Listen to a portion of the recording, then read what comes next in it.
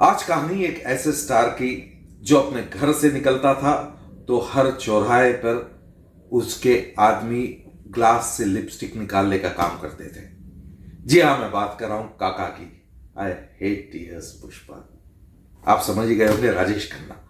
एक समय कहा जाता था कि ऊपर आका नीचे काका, यानी ऊपर भगवान है और नीचे राजेश खन्ना। इतनी बड़ी संख्या भारतीय सिनेमा के इतिहास में शायद ही किसी कलाकार को मिली हो। अगर हम राजेश खन्ना की बात करें तो उनके यहां पर लिटरली लाइन लगी रहती थी। कलाकारों को जनरली प्रोड्यूसर्स के दरबार में जाना पड़ता था और यहां पर उल्टा प्रोड्यूसर राजेश खन्ना के दरबार में हाजिरी बजाया करते थे। राजेश खन्ना जब स्ट्रगल करने गए थे, उन्होंने फिल्म फेयर और प्रोड्यूसर्स कंबाइन करके एक एसोसिएशन थी, उन्होंने ये अनाउंस किया था कि इसका जो विनर होगा इस कंपटीशन का वो उसको फिल्म में लिया जाएगा। और राजेश खन्ना का फॉर्म उनके दोस्त रवि कपूर यानी जितेंद्र ने भरा। जबरदस्ती उनको लेके गए और राजेश खन्ना सिलेक्ट हो गए। इसके बाद राजेश खन्ना, उस समय के सितारों का एक पैशन था, ये एम्बिशन था कि वो कार में शूटिंग पर जाएंगे। और राजेश खन्ना स्ट्रगल अपनी कार में करते थे। एमजी स्पोर्ट्स उनकी कार होती थी। वो शूट पे भी पहले दिन के शूट पे आधे पौन घंटे लेट पहुंचे और लोग इंतजार कर रहे थे कि भाई नया लड़का है, डिसिप्लिन होगा। लेकिन राजेश खन्ना अपने आदत के मुताबिक एक आधा पौन घंटा लेट पहुंचे। उनको डांट भी पड़ी। उन्होंने कहा ये मेरी जिंदगी है और ये मेरी फिल्म है, मैं ऐसा ही हूं।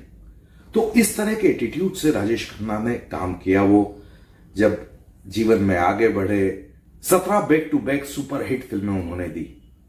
उन्होंने उस समय के सुपरस्टार राजेंद्र कुमार से अपना घर खरीदा शादी के पहले।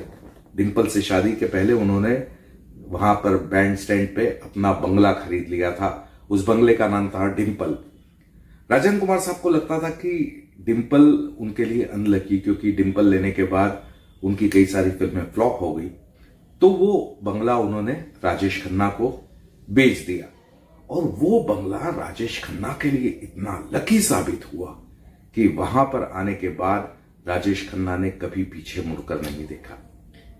राजेश खन्ना, जब उन्होंने उस बंगले का नाम रखा आशीर्वाद, आशीर्वाद से जब वो निकलते थे, लड़कियां उनकी इस कदर दीवानी थी कि घर से बाहर निकलने के बाद अगले जब जो क्लब वाला चौराहा है वहां, उसके ऊपर विंडशील्ड के ऊपर लिपस्टिक के इतने निशान होते थे कि ये 3 चौराहे पर आदमी रखना पड़ता था कि वो लिपस्टिक के निशान साफ कर दे और राजेश खन्ना अपनी कार से कहीं जा आ पाए। दीवानगी का आलम यह था कि राजेश खन्ना के फोटो के साथ लड़कियां शादी कर लेती थी। कई लड़कियों ने राजेश खन्ना की शादी की खबर मिलने के बाद सुसाइड कर लिया। ये दीवानगी शायद किसी और स्टार के लिए हिंदुस्तानी सिनेमा में नहीं रही। राजेश खन्ना साहब काका के नाम से बड़े फेमस थे। काका, उनको जिन्होंने अंकल आंटी ने उनको गोद लिया था, वो काके कहते थे। पंजाबी में जैसे काके कहते हैं, काके काका। तो काके से काका, काका से काका जब इंडस्ट्री में कब फेमस हो गए पता भी नहीं पड़ा। काका की अगर फिल्में कहें तो उनकी मुमताज के साथ जोड़ी जबरदस्त हिट रही। लेकिन हिट फिल्में होने के बावजूद मुमताज के साथ उन्होंने तकरीबन 7 या 8 फिल्में की हुई होगी और हेमा मालिनी के साथ उन्होंने 15 से ज्यादा फिल्में की। ये एक बड़ा कमाल का कोइंसिडेंस है कि हिट जोड़ी जो है उसकी 7 फिल्में हैं और बाकी भी हिट फिल्में रही, लेकिन हेमा मालिनी के साथ उन्होंने मुमताज से ज्यादा फिल्में की। राजेश खन्ना एक ऐसा नाम, एक ऐसा ओहदा कि उस समय ये कहते थे कि कुछ भिखारी भी इस तरह से भीख मांगते थे कि राजेश खन्ना के नाम पर देते।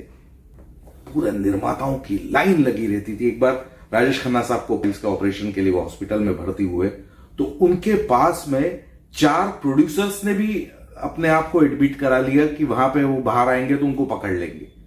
इस कदर का आलम उस आदमी का, जिसका नाम था राजेश खन्ना। बवाल। उनकी सारी फिल्में तकरीबन हमारी जनरेशन ने तो देखी हुई है, बाद वाली जनरेशन ने भी बावर्ची और ऐसी कई सारी फिल्में देखी हुई है। और ये डायलॉग उस कलाकार के सामर्थ्य का परिचय है कि हर किसी प्रोग्राम में या कहीं ना कहीं वो आ ही जाता है, हेट टीयर्स पुष्पा, तो ये कितना बड़ा अचीवमेंट एक कलाकार का है, नहीं? तो ऐसे राजेश खन्ना को जो फिल्म इंडस्ट्री पर रूल करके गए, और जब गए तब जिस तरह से उनकी विदाई हुई वो भी कमाल का था, एक सुपरस्टार की विदाई हुई थी। तो ऐसे राजेश खन्ना को हमारी तरफ से जन्मदिन की ढेर सारी शुभकामनाएं। ऐसे राजेश खन्ना को हमारी तरफ से तहे दिल से श्रद्धांजलि। ऐसे राजेश खन्ना को हमारी तरफ से तहे दिल से नमन।